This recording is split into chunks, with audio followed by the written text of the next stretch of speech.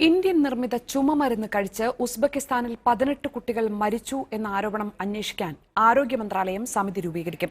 DCGI Noida ആസ്ഥാനമായ മരുന്ന് company Marion ബയോടെക്കിൽ നിന്ന് റിപ്പോർട്ട് തേടി. മരുന്നിന്റെ നിർമ്മാണം നിർത്തിവെച്ചെന്നും സാമ്പിളുകൾ പരിശോധിച്ചു വരികയാണെന്നും മരിയോൺ ബയോടെക് അറിയിച്ചു. ആരോപണത്തെ ചൊല്ലി കോൺഗ്രസ് BJP വാക്പോര് തുടരുകയാണ്. നോയിഡ ആസ്ഥാനമായ മരുന്നു കമ്പനിയായ മരിയോൺ ബയോടെക്കിന്റെ ചുമമരുന്നായിട്ടുള്ള ഡോക്-1 മാക്സ് കഴിച്ച് 18 കുട്ടികൾ മരിച്ചു എന്നുള്ളതാണ് ഉസ്ബെക്കിസ്ഥാൻ ആരോഗ്യ മന്ത്രാലയം ആരോപിക്കുന്നത്.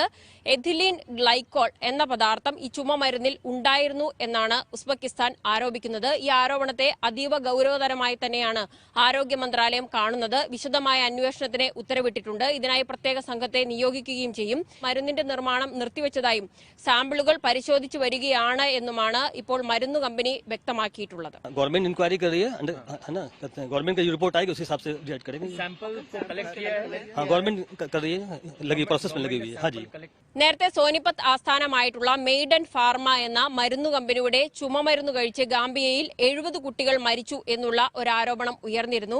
ഇതെല്ലാം ഉയർത്തി കാണിച്ചുകൊണ്ടാണ് ഇപ്പോൾ മോദി സർക്കാരിനെ രൂക്ഷമായ ഭാഷയിൽ കോൺഗ്രസ് വിമർശിക്കുന്നത്. എന്നാൽ കോൺഗ്രസ് രാജ്യത്തെ അപമാനിക്കുകയാണ് എന്നുള്ളതാണ് BJPയുടെ മറുപടി. മോദിയോടുള്ള വിദ്വേഷത്തിന്റെ പേരിലാണ് ഇത്തരത്തിലുള്ള പരാമർശങ്ങൾ കോൺഗ്രസിന്റെ ഭാഗത്തുനിന്ന് ഉണ്ടായിക്കൊണ്ടിരിക്കുന്നത്.